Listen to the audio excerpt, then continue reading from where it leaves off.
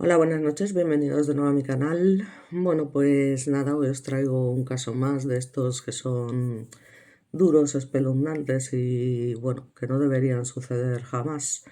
Sobre todo a mano de estos dos personajes que tienen mucha telita que cortar y que iremos viendo evidentemente qué papel tuvo cada uno en el parricidio, porque estamos hablando en este caso y por eso precisamente es un tema duro del lamentable asesinato de dos niños, que bueno, que la mayor no era tan niña ya, por desgracia, y bueno, pues en fin, estas cosas que son inexplicables.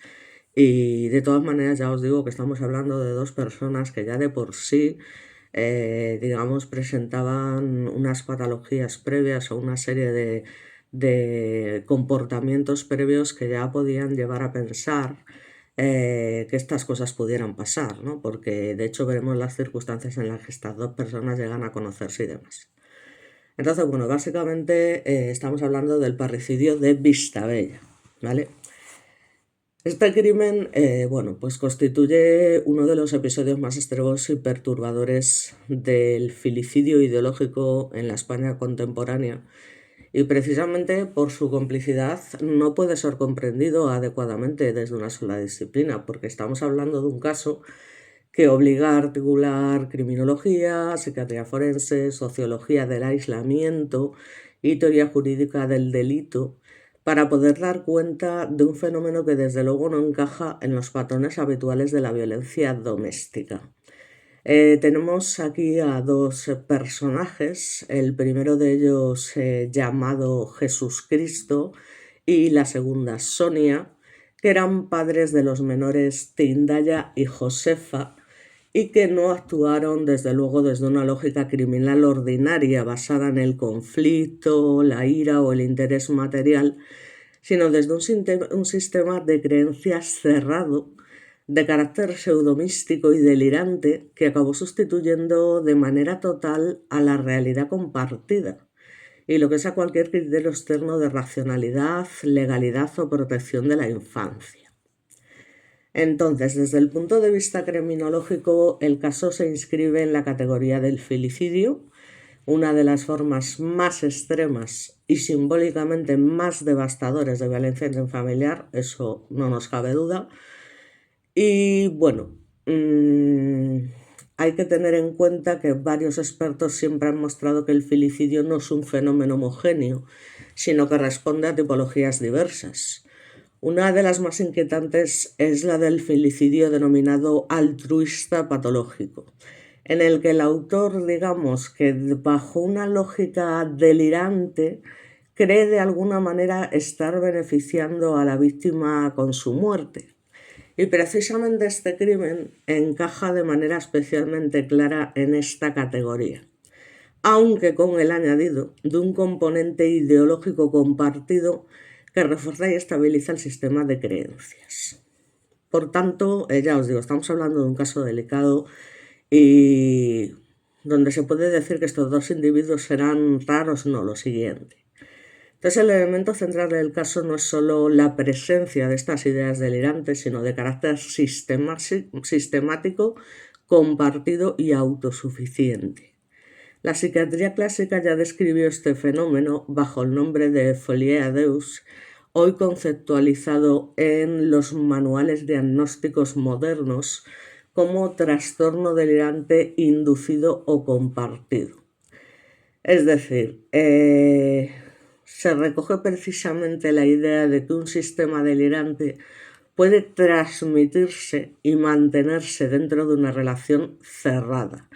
Especialmente, ya os digo, cuando existe aislamiento social y que también hay una dependencia emocional recíproca, ¿no? Entonces, bueno, pues dentro de los estudios de algunos expertos, dentro de lo que es la psicopatología general, bueno, pues se sacaba a relucir, digamos, que el rasgo definitorio del delirio no es simplemente su falsedad, sino su impermeabilidad, digamos, a la experiencia y al argumento. Es precisamente esa impermeabilidad lo que se observa en la dinámica mental de este individuo de armas tomar, Jesucristo además, que menudo nombre, que además le viene al pelo, y Sonia, que es la madre, la que vemos al lado, con un sistema de creencias que no admite corrección externa y que reorganiza todo el campo de la existencia.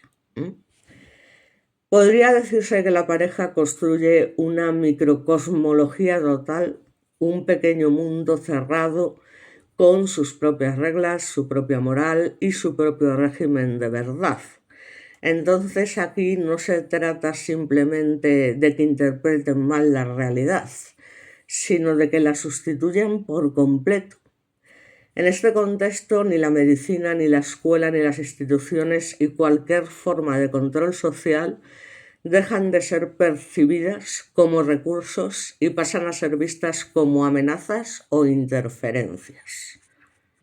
Bueno, aquí tenemos una imagen bastante dura, que aunque la verdad es que no se ve muy bien, pero bueno, digamos que aquí vemos al padre de una de las víctimas, concretamente de Tindaya, bueno, pues tirado en el suelo totalmente desolado y pues la policía intentando erguirlo, intentar levantarlo, digamos, del suelo, donde es lógico que, bueno, que este hombre pues se lleve, pues imaginaos, ¿no?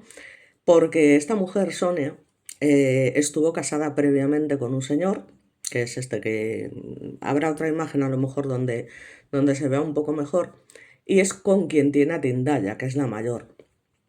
Pero bueno, posteriormente, pues por motivos X, la relación no sale bien y bueno, pues se separan y demás.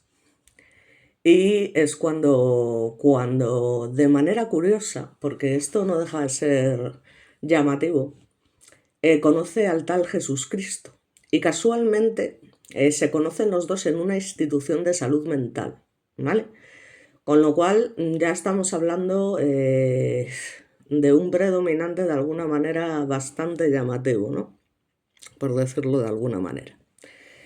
Es decir, que el hecho de que se conocieran en una institución mental dice bastante. Y sobre todo respecto a Sonia, ¿no? Porque estamos hablando de que este individuo casi le doblaba la edad, el tal Jesucristo, ¿no? Entonces, bueno, está claro que la madre desde un principio, bueno, pues tiene una salud mental bastante relativa, digamos, por decirlo de alguna manera, pero como sabemos, no siempre esto justifica como tal un delito de estas características, como posteriormente veremos, ¿vale? Entonces, bueno, pues lógicamente aquí el aislamiento social cumple una función estructural.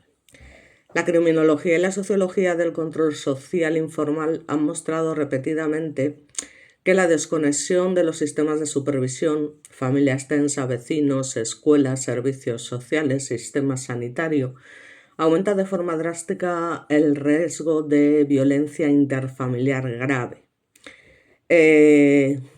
Algún experto ha insistido en que los contextos cerrados y opacos son especialmente propicios para la escalada de dinámicas abusivas, aunque en este caso ya os digo, no hubo ningún tipo de abuso sobre los menores previo, aunque sí digamos que llegó un momento que los niños de alguna forma les sobraban.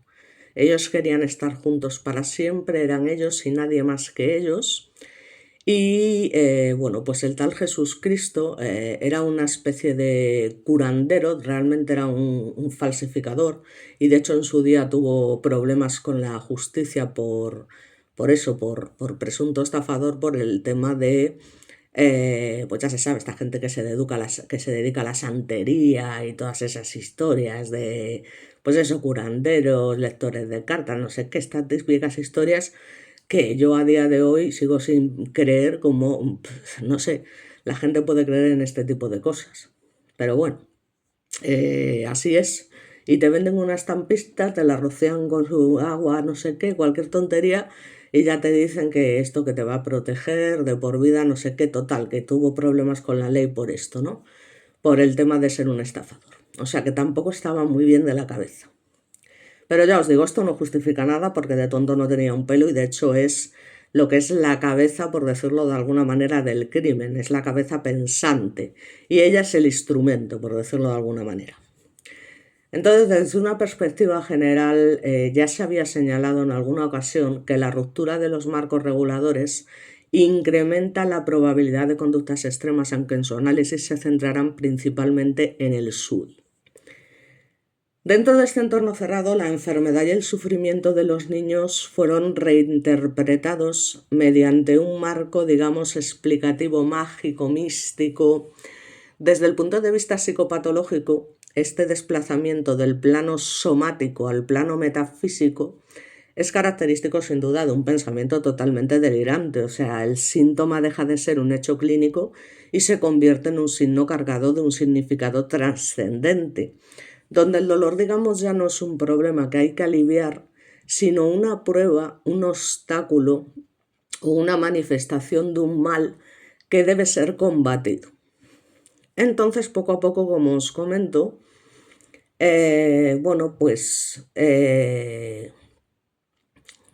digamos que hay un proceso de deshumanización simbólica tanto de la niña Tindaya y Joseba, que es gradual pero constante. Hay que manifestar que Joseba sí que era hijo de los dos, de Jesucristo y de Sonia, pero Tindaya, como os comento, era hijo de otro señor con el que ella había estado previamente. Aquí resulta especialmente útil la teoría de la desconexión moral de Bandura. Para cometer actos que entran en conflicto con los valores fundamentales, el sujeto necesita reconstruir cognitivamente a la víctima o el propio acto.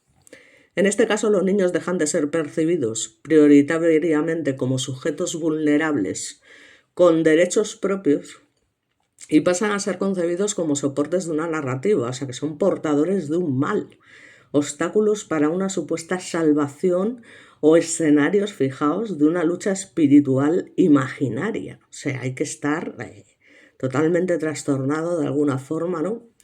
Y esta reconstrucción simbólica es lo que permite anular el freno moral básico que impide dañar a los propios hijos. Precisamente esto.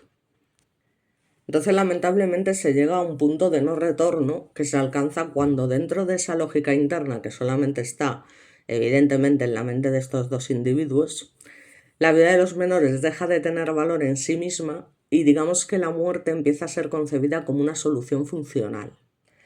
Es decir, que el delirio deja de ser solo una interpretación del mundo y pasa a convertirse en un principio organizador de la acción, es decir, que la idea se transforma en mandato. ¿Cuáles son los hechos probados? Bueno, pues que Tindaya y Joseba murieron por asfixia, es decir, como consecuencia directa de una privación de aire provocada por la intervención de sus padres, concretamente en este caso de la madre, que fue la que llevó a cabo los homicidios, asesinatos, pero siempre manipulada, digamos, de alguna manera por Jesucristo, que como os digo fue la cabeza pensante y que realizó estos actos nada más y nada menos que en la habitación, primero con la niña y luego con el niño, a los que dejó juntos acostados en una misma cama, mientras este señor permanecía tranquilamente sentado en el sofá después de haberle comido la oreja a la tal Sonia, que ya de por sí pues debía estar pero muy perturbada. Entonces, desde el punto de vista de la medicina legal, la asfixia pertenece al grupo de las muertes violentas por anoxia y se caracteriza porque no se produce de manera instantánea, sino como resultado de una acción mantenida en el tiempo. Es una manera bastante cruel, por decirlo de alguna forma, de asesinar, porque la asfixia, o sea, tiene que ser, es igual que ahogarse y tal, o sea, al final no es una cosa inmediata como un tiro en la cabeza, por ejemplo.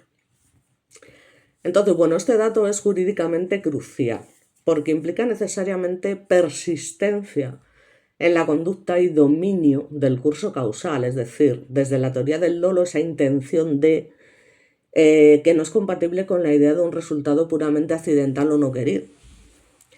En términos de teoría jurídica del delito, siguiendo lo que es el esquema clásico de tipicidad, antijuridicidad y culpabilidad, la conducta encaja sin dificultad en el tipo penal de homicidio o asesinato, dependiendo de las circunstancias agravantes apreciadas por el tribunal, digamos que la relación de causalidad entre la conducta de los padres y el resultado muerte es totalmente directa y la imputación objetiva del resultado es totalmente clara. En el sentido formulado por expertos, el riesgo creado por la conducta es exactamente el que se materializa en el resultado. Por tanto, la cuestión más delicada se podría decir que se sitúa en el ámbito de la culpabilidad y en particular de la imputabilidad. El derecho penal contemporáneo, como sabemos, tanto en la tradición continental como en la jurisprudencia española, distingue claramente entre padecer un trastorno mental y ver anulada de manera relevante las capacidades cognitivas y volitivas. Y esto es fundamental entenderlo. Entonces, no basta con acreditar la existencia de creencias delirantes, es decir, que uno tenga una serie de creencias, en fin, que no son lógicas para el resto de las personas, pues no, o sea, aquí lo que es necesario es demostrar que esas creencias impedían al sujeto comprender la ilicitud del hecho o actuar conforme a esa comprensión, lo cual no es el caso, porque lo entendían perfectamente y especialmente este individuo que sabía perfectamente lo que estaba haciendo. Los dos lo sabían, ¿no? De alguna manera, pero sí que es verdad que en el caso de la mujer, pues está claro que bien de la cabeza no estaba. Entonces, en la práctica forense, los tribunales son especialmente cautos a la hora de apreciar precisamente una eximente completa de enajenación mental en casos en los que la conducta es organizada, finalista y coherente con un objetivo. Y aquí el objetivo estaba claro. Los niños sobraban, punto y pelota. Y había que quitárselos del medio. No hay más truco ni nada. La ejecución conjunta, sostenida en el tiempo y orientada a un fin concreto, suele interpretarse como un indicio de conservación, al menos parcial, de las capacidades de comprensión y de voluntad. Esto no excluye la posibilidad de un atenuante por una alteración psíquica, pero sí dificulta enormemente la declaración de inimputabilidad plena, porque el hecho de que esta mujer efectivamente no estuviese totalmente en su sano juicio, ¿vale?, y tuviese esas ideas delirantes, no la exime de no ser consciente de alguna manera de lo que estaba haciendo, y de lo que estaba haciendo estaba mal, por supuestísimo, mal no peor. Desde la criminología clínica el caso puede ser leído como un ejemplo paradigmático de cómo los sistemas de creencias patológicos, cuando se desarrollan en aislamiento y sin ningún tipo de contraste externo, pues pueden producir dinámicas de radicalización progresiva que son comparables en pequeño formato a la de las sectas destructivas. Y es que es así como funcionaba esta familia. Digamos que había un líder que era el tal Jesús Cristo, que era el que manipulaba totalmente a la familia en general y especialmente a la mujer Sonia, que ya os digo, ya de por sí había tenido problemas mentales anteriores. Y entonces la familia se convierte en esa microsecta que tiene su propia doctrina, su propio régimen de verdad y su propia legitimación de la violencia. Entonces, en un plano social más amplio, el crimen de Vistabella pone de manifiesto los límites del principio de autonomía familiar cuando no va acompañado, digamos, de mecanismos eficaces de detección e intervención en situaciones de riesgo extremo. Digamos que la muerte de Tendaya y Joseba no solo es el resultado de la patología de dos adultos, que también, sino también el resultado de un fallo en las redes de protección que deberían activarse cuando una familia se aísla por completo del entorno social. Bueno, también comentar que en el caso de Sonia la familia era consciente de que los niños pues no estaban exactamente seguros en esa vivienda. De hecho, bueno, pues en su momento también tuvieron que activar los servicios sociales y digamos que la familia, sobre todo la hermana de Sonia, que sabía que su hermana tenía ciertas patologías, y en este caso la madre de Sonia, pues estaban bastante pendientes, iban constantemente al domicilio familiar para ver qué tal se encontraban los niños, porque ya os digo, es que se aislaban completamente. Entonces, desde una, digamos, perspectiva ética y jurídica, el caso cuestiona uno de los pilares más profundos de la organización social, que es la presunción de que el vínculo parental actúa como garantía última de protección y que demuestra que bajo determinadas condiciones de fanatismo y delirio, ese vínculo puede invertirse y convertirse en un principal factor de riesgo, sin ninguna duda. Entonces podríamos decir de alguna manera, como conclusión en este caso en particular, que la muerte por asfixia de Tendaya, que tenía 11 años y Joseba simplemente 5, a manos de Jesucristo y Sonia, no puede entenderse como un simple episodio de violencia doméstica, sino como el desenlace final de un proceso largo, ya os digo, de construcción delirante de la realidad, donde Jesucristo no hace más que comerle la olla a Sonia día tras día, diciendo que los niños les sobran, que lo único que importa es que ellos estén juntos para siempre, que patatín, que patatán. Total, que como esta mujer ya de por sí no le daba para más, porque muchas veces no se trata de una enfermedad mental como tal, sino de que es que no te da para más, es decir, tu coeficiente intelectual es bajo, no lo siguiente, está muy por debajo de la media y entonces se puede considerar incluso que tienes un ligero atraso mental, ¿no? Que sin ninguna duda era el caso de Sonia. Entonces, claro, si encima estás aislado socialmente, tienes una radicalización ideológica y la destrucción progresiva de lo que son los límites morales, pues claro, al final el crimen de Vistabella constituye un caso de estudio de primer orden, desde luego, para la criminología, la psiquiatría forense, el derecho penal, porque muestra con una claridad extrema cómo cuando se rompe la frontera entre idea y realidad, entre creencia y acción, puede llegar a destruirse incluso aquello que debería estar más protegido, que es la vida de los propios hijos.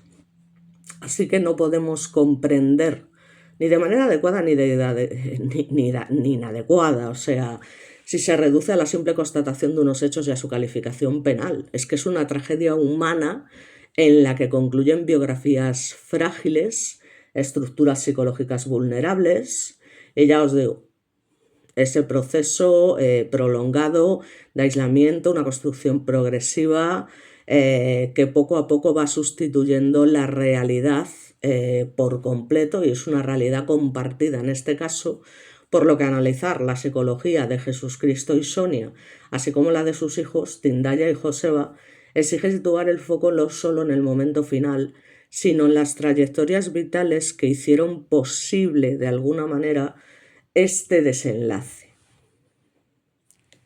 Entonces, en el caso de los agresores, uno de los elementos más relevantes desde el punto de vista clínico es que no estamos ante perfiles criminales clásicos, ya os digo, marcados por una violencia previa, por delincuencia, entre comillas, porque había cierta, ya os digo, fraude, por de alguna manera, por parte de él dentro de su mundo de curandero y demás, o la conducta antisocial abierta. Es decir, se trata de personalidades que según las reconstrucciones biográficas se fueron configurando en un contexto ya de por sí de precariedad emocional, escasos recursos simbólicos y sobre todo una notable dificultad para integrar la complejidad de la realidad.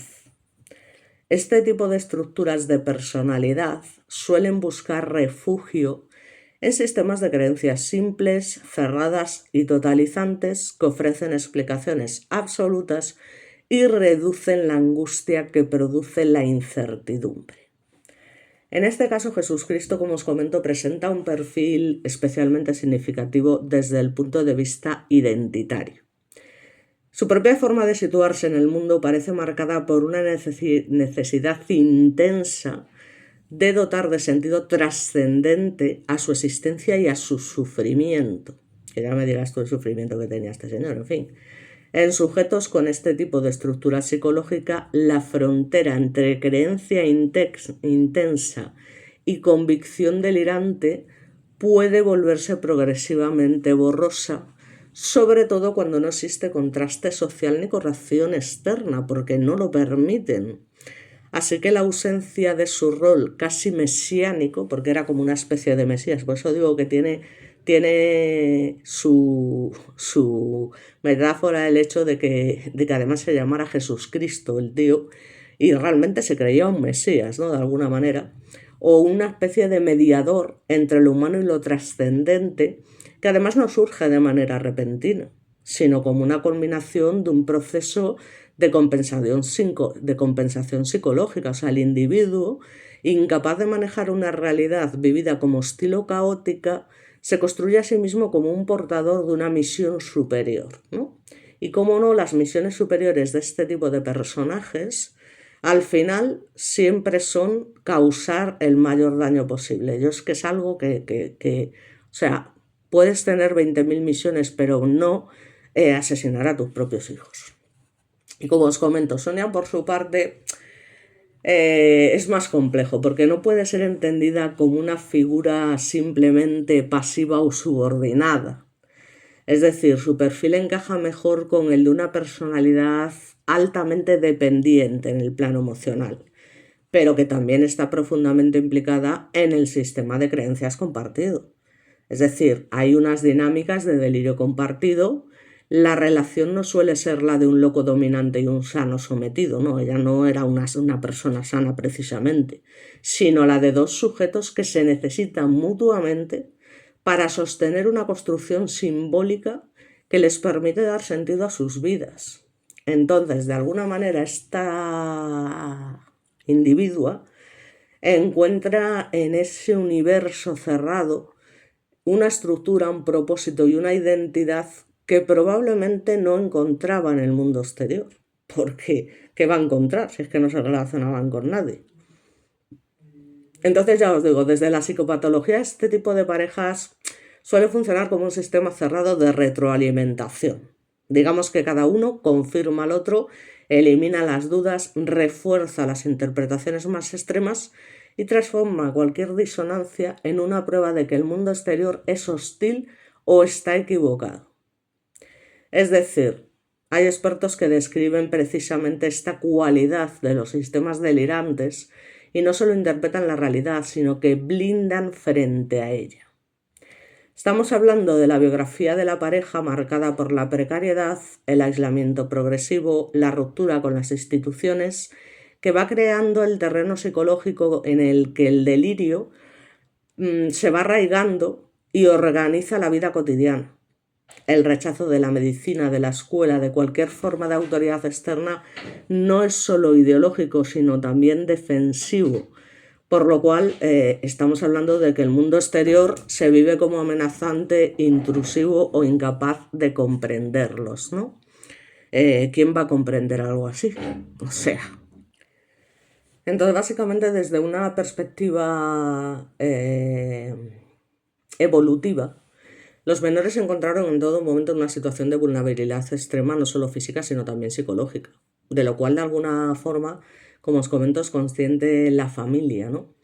Entonces por eso intentan estar pendientes y tal, porque precisamente por esos problemas que tenía la hermana y demás, y la personalidad del tal Jesús Cristo, pues no dejaban de mantener cierta preocupación. Sobre todo cuando los niños de repente dejan de ir a la escuela. O sea, de un día para otro automáticamente dejan de ir a la escuela. Entonces, claro, cuando pasan varios días, la familia preocupada dice, bueno, ¿qué está pasando aquí? Entonces intentan acceder de alguna manera, hablar con Sonia de todas las maneras, pero no lo consiguen.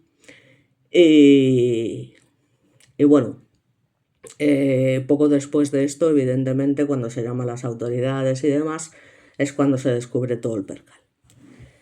De alguna manera, claro, el tema de los niños, como estábamos diciendo, en esa situación de vulnerabilidad extrema, física y psicológica, hace que su dependencia absoluta de los adultos no fuese acompañada de un entorno protector estable. La enfermedad, el dolor o el malestar no eran atendidos desde una lógica de cuidado, sino reinterpretados dentro de una narrativa que les atribuía un significado ajeno a su experiencia infantil. Tú imagínate un niño que está enfermo, por ejemplo, de una apendicitis y los padres en sus creencias delirantes pues piensan, pues vete tú a saber lo que y no llevan al niño al médico, ¿vale? Por ejemplo, este ya sería un caso de extrema gravedad porque el niño terminaría seguramente falleciendo por una peritonitis, pero es para que os hagáis una idea, ¿no? De que llevarlos al médico para ellos era una cosa impensable, por decirlo de alguna manera. Entonces esto sin ninguna duda ya implica de por sí una forma de violencia psicológica previa y continuada, porque los niños no solo sufren físicamente, sino que aprenden que su sufrimiento no es una señal de alarma, sino una especie de prueba o de culpa, ¿no? Por decirlo de alguna forma. Entonces, la psicología de las víctimas en este tipo de contextos suele estar marcada obviamente por la indefensión aprendida. Es decir, un niño nunca dispone, y me canso de decirlo, de marcos alternativos de interpretación ni de figuras externas de apego seguro que le permitan comprender que lo que vive es anómalo o injusto. Porque todo su mundo está mediado por quienes paradójicamente son también sus agresores. Entonces, es lo único que conocen de alguna manera. Y por lo tanto, pues lo ven como algo, entre comillas, al final normal, su propio sufrimiento. Entonces, esa deshumanización de Tindaya y Joseba no es solo una operación mental de los padres, sino una dinámica relacional completa. Los niños poco a poco, ya os digo, que van siendo reducidos progresivamente en la narrativa familiar a algo distinto de lo que son. O sea, ya no son sujetos en desarrollo, sino portadores de un problema, de un mal o de un obstáculo, llámale X. Este mecanismo como desconexión moral, pues digamos que se describe para poder infligir daño grave y que es necesario transformar cognitivamente a la víctima o el significado del acto. Entonces, lo más perturbador del caso es que los agresores, como habíamos dicho, actúan de manera altruista, no actúan desde el odio, sino desde una forma profundamente distorsionada de amor y de misión, sobre todo por parte de este individuo que se creía el Mesías, la madre que lo parió. Y esto encaja con el llamado filicidio, ya os digo, altruista patológico, en el que el autor cree, dentro de su lógica delirante, que está, ya os digo, como hemos comentado, haciendo el bien a la víctima. Pero esto como tal, lo que quiero que quede claro es que no justifica en ningún caso este hecho, ni muchísimo menos, porque no disminuye la gravedad del acto, pero digamos que de alguna manera intenta ayudar a comprender, entre comillas, su estructura psicológica. Porque cuando finalmente se produce la muerte de los niños por asfixia, lo que se manifiesta que no es un estallido de violencia impulsiva, sino precisamente esa culminación de un sistema mental que ya había eliminado todos los límites, el paso decisivo no es el acto final, sino el momento previo en el que los hijos dejan de ser percibidos plenamente como hijos. Además, tras los hechos, la persistencia del discurso ideológico en los agresores refuerza la hipótesis de que no existía una vivencia subjetiva clara de transgresión, sino de cumplimiento de algo que consideraban necesario, lo cual es característico de sistemas delirantes estructurados. La acción no rompe el sistema, sino con lo que lo confirma. De hecho, es que estuvieron conviviendo con los cuerpos no sé cuántos días. O sea, ¿en qué cabeza cabe? ¿Vale? O sea, que estuvieran los cuerpos allí ya fallecidos durante varios días hasta que la hermana, claro, toma medidas al ver que no aparecen por ninguna parte, que no es capaz de contactar con su hermana y demás, y entonces ya se pone en contacto con las autoridades y allí se encuentran pues, con el desastre, evidentemente. Entonces, desde una perspectiva más amplia, este caso muestra con especial crudeza cómo ciertas trayectorias vitales marcadas por la precariedad emocional, el aislamiento y la fragilidad identitaria, pues al final puede confluir en construcciones psicológicas cerradas que acaban siendo literalmente letales para los más vulnerables, porque siempre es para los más vulnerables. Con lo cual, Tindaya de 11 años y Joseba de 5 no son solo víctimas de un acto, sino de un proceso largo de desprotección, distorsión del vínculo y colonización ideológica de su propia existencia. Bueno, aquí se ve al padre de los niños que por supuesto no tuvo nada que ver en la participación, ni muchísimo menos, es más, se derrumba completamente cuando se entera. Hay una imagen por ahí, lo que pasa que por lo que sea me está descargando muy poquitas imágenes, pero bueno, malo será, las encontraré después de terminar el vídeo como me pasa siempre y las tendré que poner al final. Pero bueno, la cuestión es que Tindaya y Joseba no son solo víctimas de un acto, ya os digo, sino de ese proceso de desprotección, distorsión y colonización ideológica de su existencia. Entonces, esta tragedia revela algo profundamente inquietante, y es que el amor parental, cuando se desconecta de la realidad compartida y se somete a una ideología delirante puede transformarse en lo contrario. Y que las biografías rotas, cuando no encuentran un sostén social, pueden convertirse precisamente en esos sistemas capaces de destruir aquello que más deberían proteger. Entonces, aquí lo que se destruye no es solo una vida biológica, sino un proceso de desarrollo humano que ya de por sí estaba gravemente dañado mucho antes del desenlace final. Porque comprender la psicología de estos dos individuos y la de sus hijos, Tindaya y Joseba, implica reconstruir no solo unos hechos, sino ese ecosistema emocional y simbólico profundamente disfuncional. Entonces, desde un punto de vista de desarrollo infantil, la variable más determinante es el tipo de apego. Es decir, el apego temprano no es solo un vínculo afectivo, sino el principal organizador de la seguridad emocional, de la regulación del estrés y de la construcción de la identidad.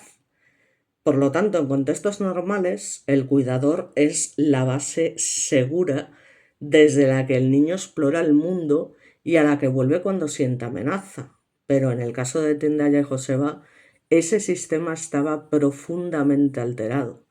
Y las figuras de apego, estos desgraciados, eran al mismo tiempo fuente de cuidado y fuente de peligro, lo que desde la perspectiva psicológica evolutiva se conoce como apego desorganizado, y que aparece típicamente cuando el niño se enfrenta a un dilema insoluble.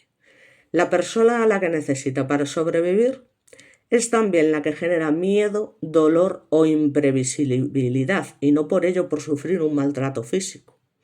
Este tipo de apego está estrechamente vinculado con contextos de maltrato, negligencia grave o entornos altamente caóticos.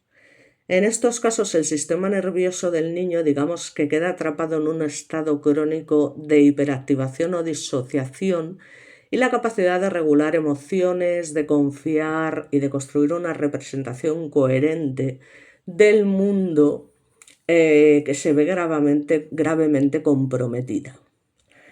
Como os comento, no solo estaban expuestos a sufrimiento físico, no de por sí por un maltrato como tal, sino por eso, por el hecho de estar enfermos, necesitar ir al médico y demás y que no se les llevara, que no se les... O sea, un poco como los testigos de Jehová, vamos a decirlo así, que es que tiene narices el tema de que prefieran que por voluntad del supuesto Jehová un hijo enfermo no se le haga una transfusión de sangre para salvarle la vida. O sea, ya me dirás tú qué tipo de creencia religiosa es esa. Pero en fin, las religiones son lo que tienen.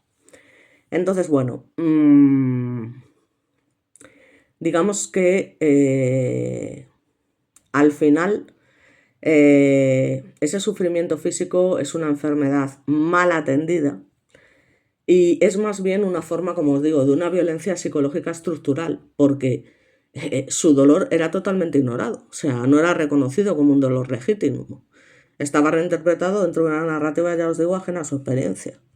Entonces, claro, desde el punto de vista del trauma complejo, esto es especialmente devastador, porque el trauma no proviene de episodios concretos, sino de vivir de manera prolongada en un entorno donde no existe seguridad predecible ni validación emocional.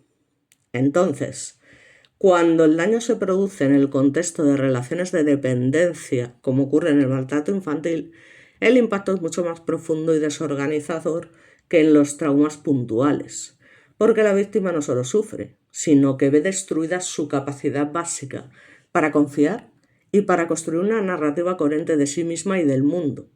Entonces, Tindaya y Joseba crecían en un entorno donde no existía un afuera protector ni una referencia alternativa de normalidad.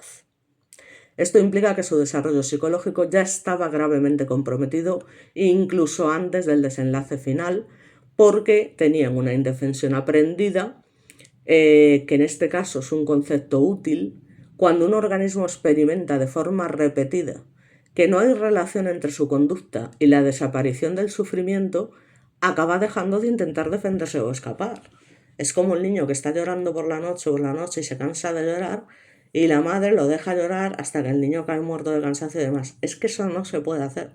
O sea, está demostrado ¿vale? A día de hoy, que eso es algo que no se puede hacer bajo ningún concepto. Pero antes era una creencia muy, no, hay que dejarlo llorar porque si no se mal acostumbran, porque no sé qué, para nada. Un niño no llora por fastidiar, porque es que la gente se cree que los niños pequeños, los bebés, no, es que está llorando por fastidiar, porque lo que quiere es que vayas, porque no sé qué no vayas, déjalo que llore, ya se dormirá. Que es que esto no es así. O sea, cuando un niño llora hay que atenderlo, hay que abrazarlo, necesita cariño, necesita todo. Entonces en esta familia no había ni cariño ni nada. O sea, estaban enfermos, pues estaban enfermos. Y a nadie le importaba un carajo. Entonces al final esto se acaba tomando como algo normal, porque no hay una reacción. Entonces, bueno, pues este es uno de los factores más graves desde el punto de vista clínico, porque impide la construcción de un yo estable y de una sensibilidad básica de continuidad y protección. Entonces, los agresores, bueno, pues con esa profundización psicopatológica muestran estructuras de personalidad frágiles, con una gran dificultad para tolerar la incertidumbre, la ambigüedad y el malestar que les den. Este tipo de perfiles suelen buscar sistemas explicativos cerrados, rígidos y totalizantes, que les proporcionan de alguna manera una ilusión, sobre todo al Jesucristo este de las narices, de control y de sentido. O sea, no es necesariamente esa típica psicosis clásica con desorganización del pensamiento, no, sino de que alguno de los autores describe como delirio sistematizado o ideología previa absolucitada.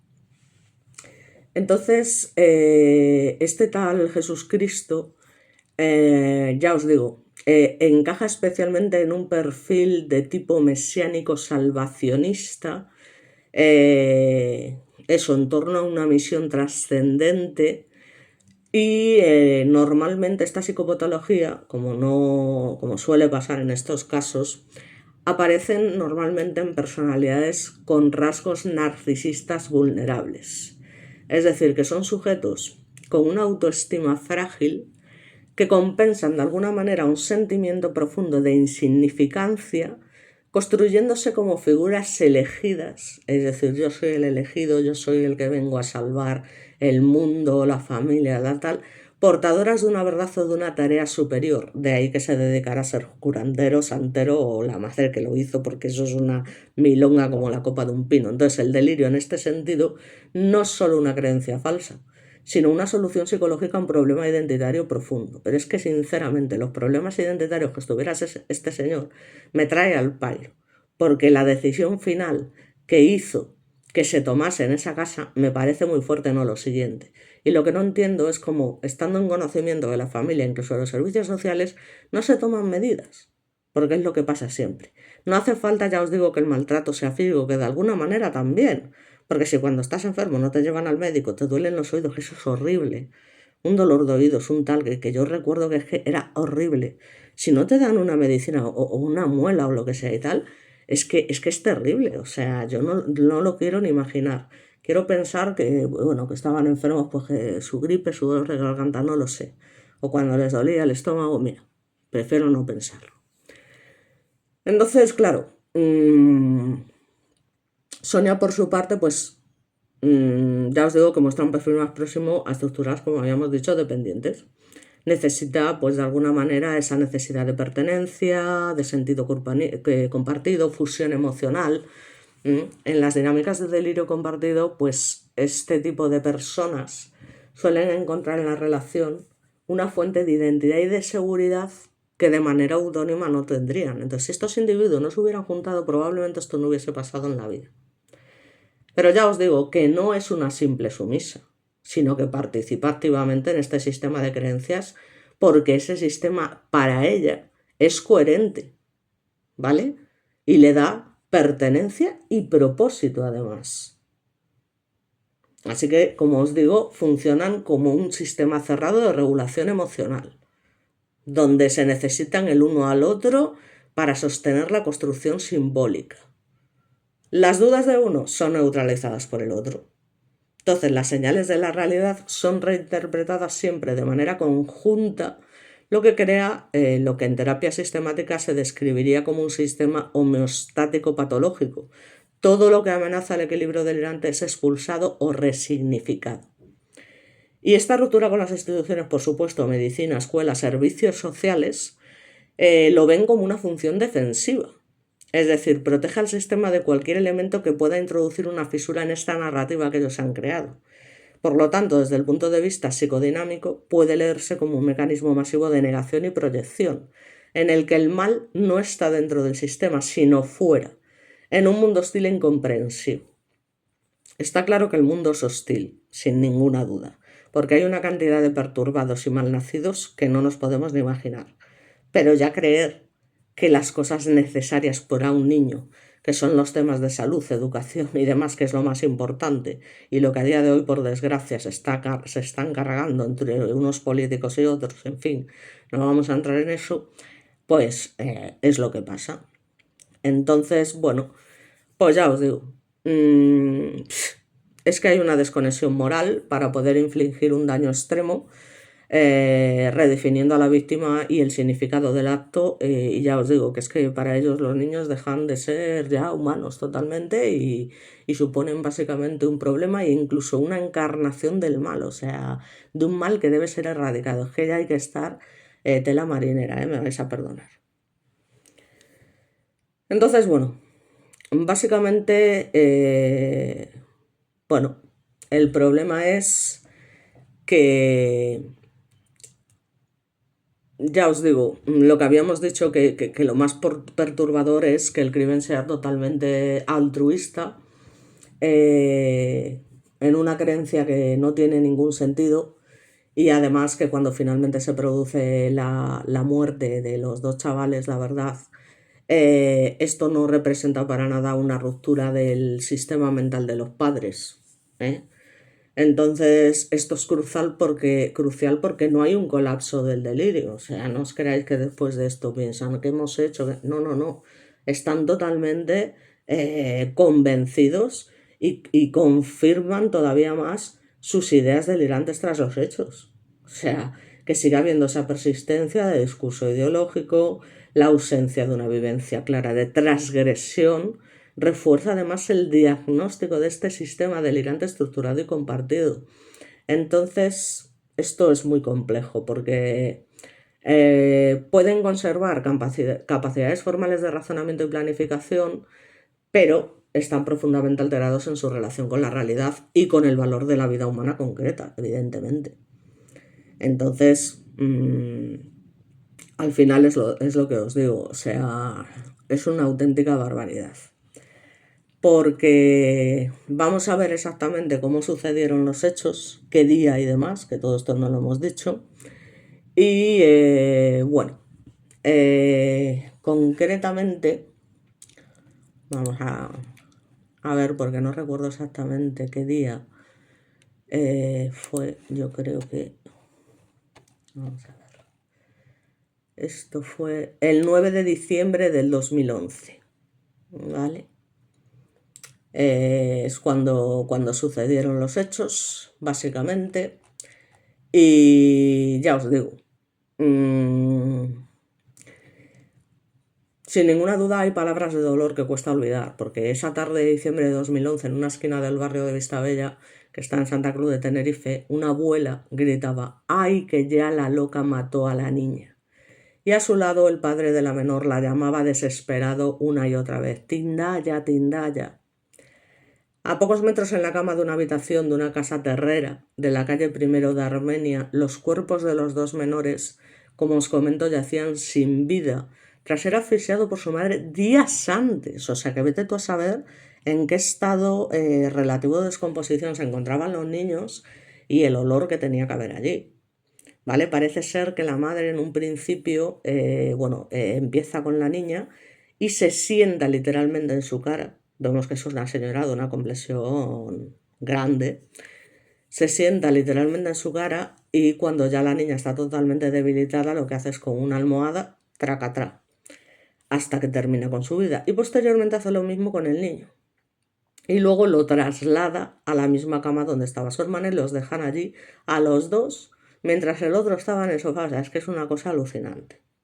Y ya os digo, es que los dejan ahí. ¿Sabes? O sea, los dejan ahí durante días. Entonces, claro, como os podéis imaginar, es una cosa que conmocionó a la sociedad tinerfeña y a Canarias a finales del 2011, porque hablamos, ya os digo, de unos niños de 11 años y de 5 que los pobres no tenían culpa de tener, en fin, estos padres. Nadie tiene la culpa de tener los padres que tiene, sin ninguna duda.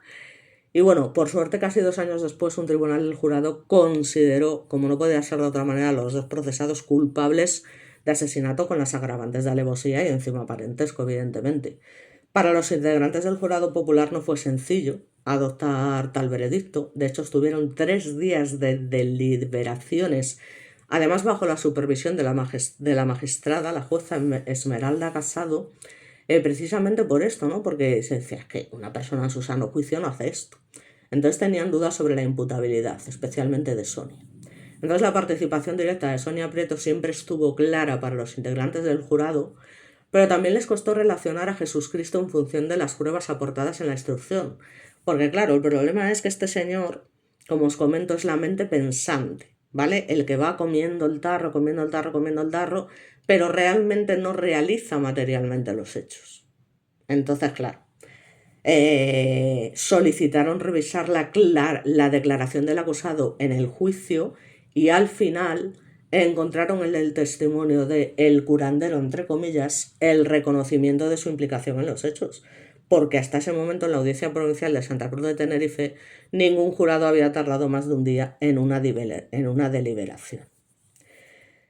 Entonces, como os comento, los dos procesados se conocieron en el 2003, ambos se juraron que nunca se dejarían, que siempre estarían juntos y que nadie ni nadie podría separarlos, determinación en la que se mantuvieron durante toda su relación hasta que llega ese fatídico 9 de diciembre de 2011, donde ambos adultos se ponen de acuerdo para acabar con la vida de los menores. La madre le pide a Tendaya que por favor fuera a la cama del matrimonio y que se acostara.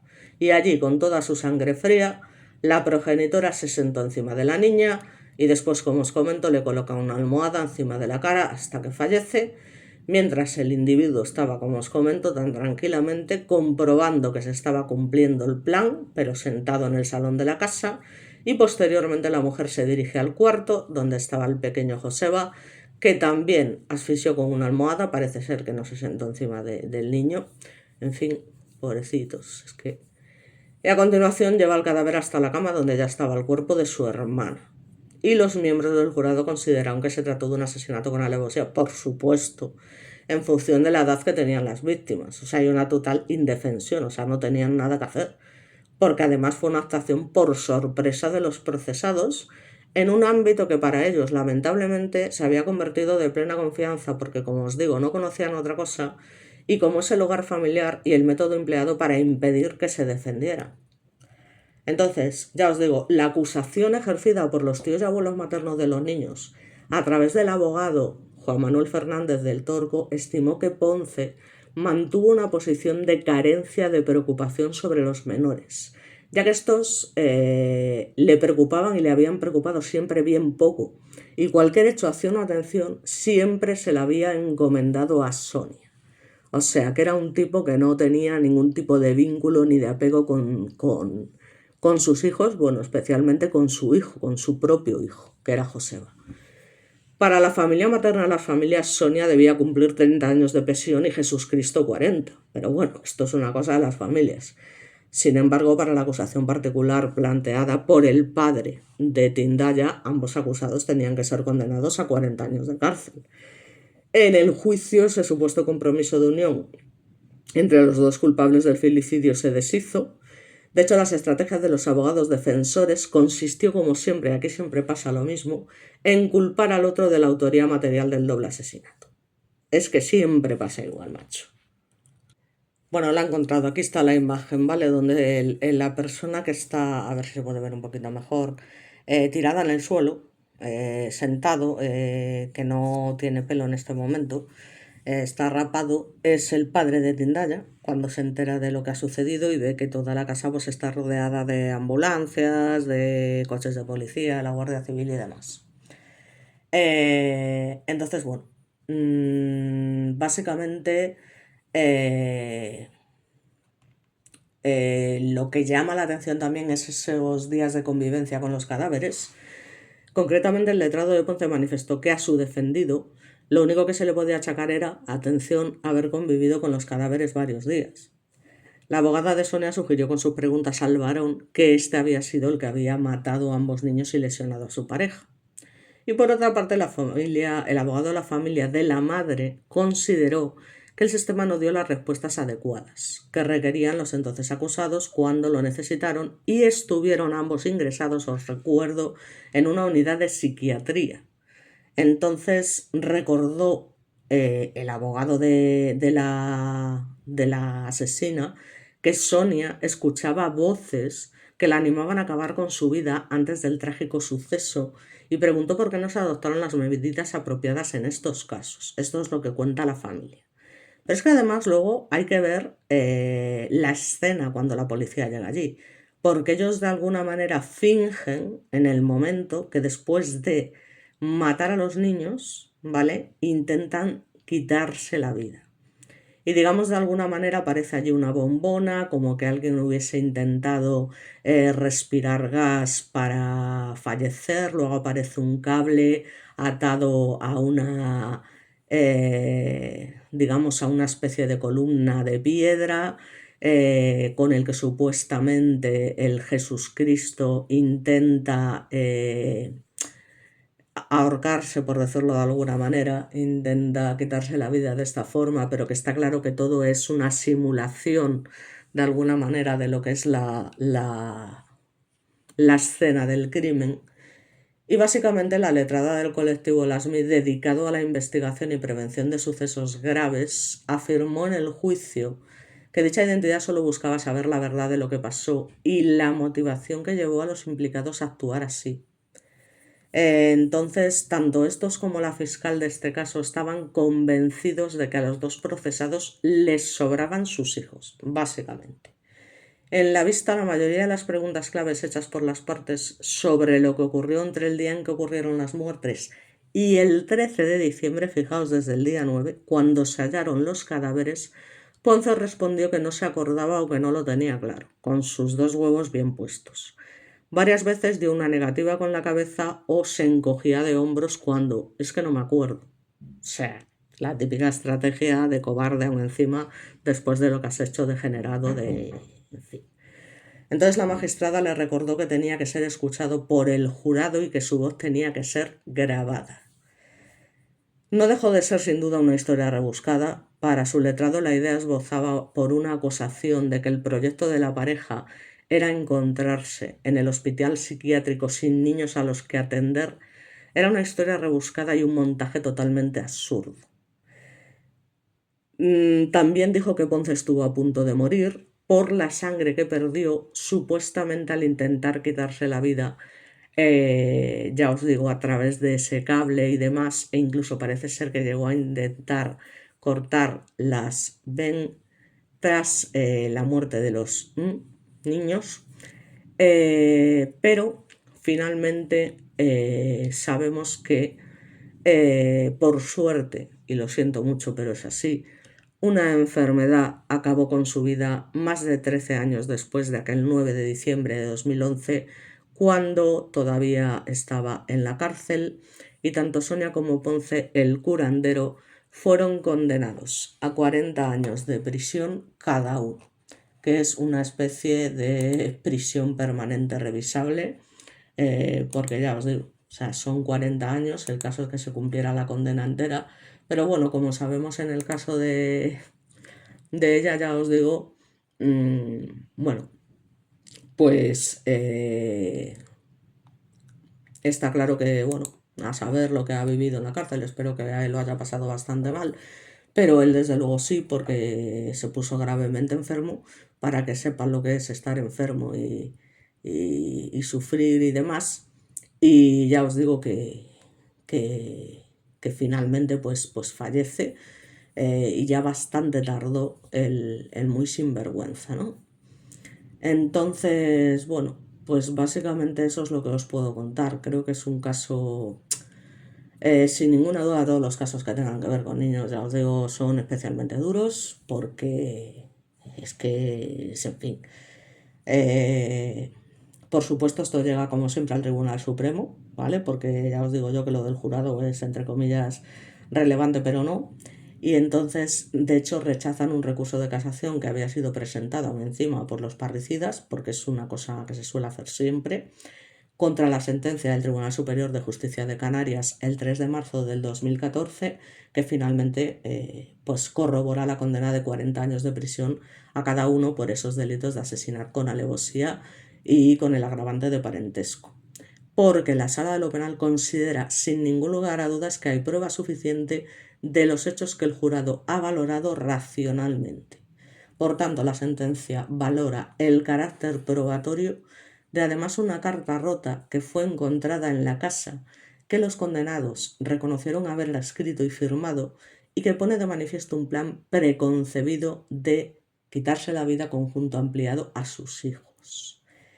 Ya os digo, lo único que quedó claro es que la madre asfixió a los niños con la presencia inmediata, aquiescencia y apoyo del padre en ejecución de un plan conjunto sin que ésta hiciera absolutamente nada para evitar las muertes, porque de hecho había sido idea suya, pudiendo hacerlo y estando obligado a ello, y era la única persona que al encontrarse en la vivienda podía responsabilizarse del cuidado de los menores, que nunca le habían importado un carajo, entonces ¿por qué iban a importarle en ese momento? Si es que era su objetivo, ante una fuente de peligro que él mismo había contribuido a generar, efectivamente, como se deduce en la carta firmada por ambos acusados. Entonces, la conducta omisiva puede equiparse al grado de autoría cuando, como sucede en este caso, sucedió en este caso relativamente actual, bueno, pues se puede formular un juicio de certeza sobre la eficacia que habría tenido la acción omitida para la producción del resultado. Pues, ¿qué queréis que os diga? Si es que es él el que plantea la idea, ¿no? Desde un principio. Entonces, ¿qué, qué más podemos decir? ¿No? Entonces, claro, la niña convivía con su madre desde que tenía 3 años, porque en un principio precisamente, bueno, pues por el tema de la enfermedad mental, pues se hacen varias comprobaciones, pero finalmente se descarta. Parece ser que cuando estuvieron ingresados durante un internamiento por razones psiquiátricas, no era precisamente porque los dos fueran enfermos mentales, sino que tenían una vida normal, pero bueno, podían estar en un momento, pues ya os digo, como me ha pasado a mí. O sea, no tienes por qué ir porque estés trastornado y demás, sino simplemente porque estás pasando por un episodio depresivo bastante chungo y puedes causarte daño a ti mismo, ¿no? Entonces, de alguna manera, para eso se utiliza también este sistema sanitario, que es pésimo y perruno, ya os lo digo. Entonces, bueno, ya os digo, es que fingieron unos torpes intentos de quitarse la vida para tratar de eludir su responsabilidad en los hechos, que deja más que demostrado, ¿vale? Que vamos, que los mataron con toda la intención de matarlos y que encima, ya os digo, mantuvieran los cadáveres y los ocultaran hasta el día 13 de diciembre y que para tapar, ya os digo, el olor a la descomposición, los cadáveres fueron rociados con zotal y con colonia. O sea, ¿en qué momento alguien se plantea semejante barbaridad? O sea, y ya os digo, juntos planean esos torpes intentos de quitarse la vida, de manera que el acusado, ya os digo, parece ser que hace lo que ya os he comentado. Ella se realizó 2 heridas en el pecho, simula lo de la bombona de gas, lo del tema del cable, lo del tema de Kurt las Benz, y ya os digo, es que al final los familiares de la madre fueron los que, extrañados por tanto tiempo sin noticia de los niños, se introducen en la casa de una ventana, encuentran los cuerpos y en ese momento el padre protagoniza otro intento simulado de quitarse la vida mediante ahorcamiento de acuerdo con la fiscalía. Así que desde ese momento pues la casa es vigilada por la Guardia Civil porque el padre estaba citado a declarar el día 9 por la tarde en el cuartel por una presunta estafa. Así que bueno, digamos que las acusaciones particulares, de la lucha contra el crimen, dicen que el padre de Joseba, el Jesús Cristo, negó su participación en las muertes de los niños y relató que de esos días, ya os digo, tenía recuerdos confusos, aunque sí recuerda que cuando descubrió que los niños estaban muertos se trastornó, que no sabía qué hacer, que intentó, pues eso, reconoció ser el autor de la carta, pero dijo que no la escribió antes de la muerte de los niños, sino una vez que ya habían fallecido porque ya no tenía nada que perder, que se afirmó en el juicio por parte de sus defensores que no tuvo ninguna intervención en la ejecución material de las muertes, da igual, porque fue inductor totalmente, y aunque admitió que puede parecer repugnante que no denunciara los hechos y que conviviera con los cadáveres, atención, en la casa durante unos días por su situación depresiva, no había cometido ningún delito, que hay que tener muchos, en fin, como os estoy comentando. Así que bueno, creo que ya no me voy a repetir más, creo que todo queda bastante claro y ya os digo.